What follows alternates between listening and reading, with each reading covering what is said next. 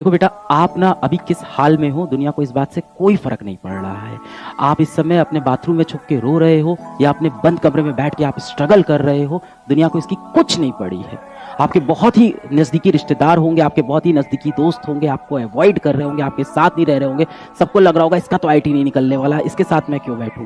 आपके साथ कभी फोटो भी खिंचवाते होंगे ना तो सोशल मीडिया पर डालते हो, साइड से आपको क्रॉप कर दे रहे होंगे। इतनी मेहनत करो ना बेटा, इतनी मेहनत करो, खुद को इतना काबिल बनाओ ना कि ये लोग आपके साथ एक फोटो खिंचवाने को तरस जाए, आपकी एक झलक देखने को तरस जाए, और उसका समय अभी आपके पास बाकी है। आदमी जिसको काम करना है साहब, सच में उसको नींद नहीं लगती। विश्वास में जिसके पास सच में सपना है ना, पागल हो जाता है वो। एक सपना पागल कर देता है, एक ड्रीम काफी आपको पागल कर देगा।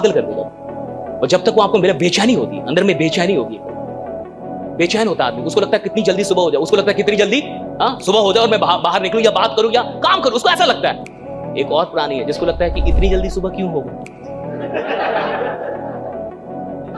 अलार्म बजता भी है तो उसको भी वो सुलाता है कि तू भी सो, डू नॉट डिस्टर्ब, और मैं भी सोऊंगा, मिलके सोएंगे। अलार्म उसी ने लगाया था साहब, स्नूज भी वही कर रहा है। कितना नालायक आदमी है। कमिटमेंट उसी ने ली थी कि मेरे को जगने का है, और जब जगने की बारी आई तो खुद भी सो रहा है, उसको भी सुला रहा है। ऐसे आदमी को आप कहां लीडर बनते हुए देख पाएंगे, जो अपनी बातों पे पक्का नहीं है, जो इतनी छोटी बात पे पक्का नहीं है कि कल मुझे जगना है। खुद उसने डिसाइड किया है, रात में वही डिसाइड किया था मेरे को जगने का है, और जब जगने की बारी आई तो आलस आ रहा है। जब जगने तो उसमें अंदर कमिटमेंट नहीं है। ऐसे आदमी से क्या विश्वास करेंगे कि ये कुछ बड़ा करेगा जीवन में। जो एक छोटी सी बात को पूरा नहीं कर पा रहा, वो बड़े वादों को क्या घंटा पूरा कर पाएगा साहब। वो क्या पूरा करेगा बड़े वादों को।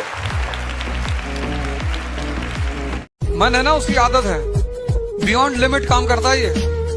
इसको समझने को, प्रक्रिया को ध्यान कहते हैं। ध्यान कोई क्रिया वैसा थोड़ी कि ध्यान कर रहे हैं, 6 घंटे लेटे हैं, पता लगा सो गए। ध्यान का मतलब है अपने मन को समझना।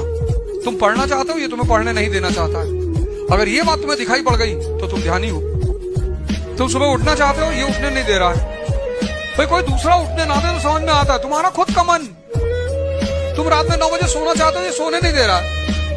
फिर पता है तुमसे क्या कहेगा, अपने ऊपर जिम्मेदारी नहीं लेगा, कहेगा भाग्य खराब है, तुम्हारा भाग्य अच्छा नहीं। अपनी सर्कल को थोड़ा सा रिजर्व करो। तुम किससे बात करते हो, कौन सा लिटरेचर पढ़ते हो, लिटरेचर पर ध्यान दो। ये जो बड़े बड़े मकान है, कभी किसी बाज को यहाँ रहते हुए देखा? कबूतर रहते हैं। क्या लाइन है, प्रसादों के कनकाब शिखर, कितने मतलब महलों के जो बड़े बड़े शिखर, उसमें सिर्फ कबूतर रहते हैं। प्रसादों के कनकाब शिखर होते कबूतरों के ही घर। महलों में गरुड़ न रहता है, कंचन पर कभी न सोता। कंचन मतलब सोना। लग्जरी नहीं चाहिए। तुम लोग इतनी लग्जरी चाहते हो, लग्जरी आदमी को मेंटली कमजोर बनाती है। यहाँ मौत को छोड़ के कुछ भी श्योर नहीं है, इसलिए तुम बहुत ज्यादा सोचते हो, मारे जाओगे। तुम जब भी कोई काम करो, तुम ये देख लो कि तुम सही तरीके से कर रहे हो कि नहीं। अगर तुम तैयारी कर रहे हो आईएएस की और तुम्हारे अंदर कॉन्फिडेंस बिल्डअप होता जा रहा है, तो तुम सही रास्ते पे जा रहे हो। किसी भी कंपटीशन की तुम तैयारी कर रहे हो तो उसका पहला लक्षण सफलता का ये है कि तुम्हारे अंदर कॉन्फिडेंस पैदा होता जा रहा है। और कॉन्फिडेंस कब पैदा होगा? जब समझ बढ़ती चली आएगी, ज्योग्राफी समझ में आ रही है, इकोनॉमी समझ में आ रही है, कुछ अंदर बढ़ेगा तभी तो कॉन्फिडेंस आएगा।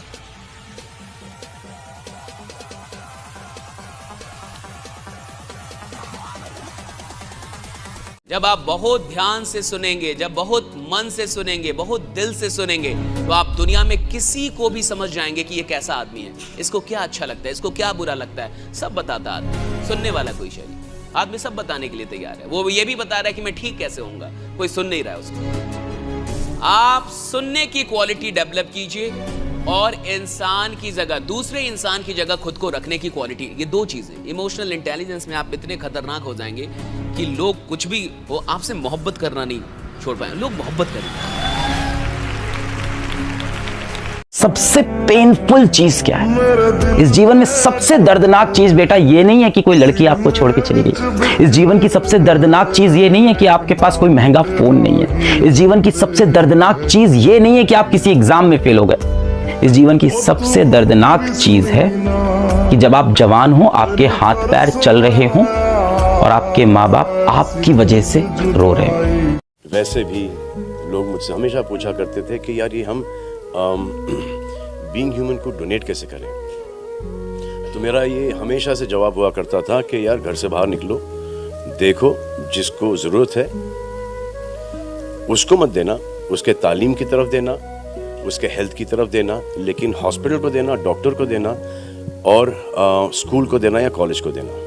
So that was my thing of, you don't have to give me money to do being human work. You need to do it on your own.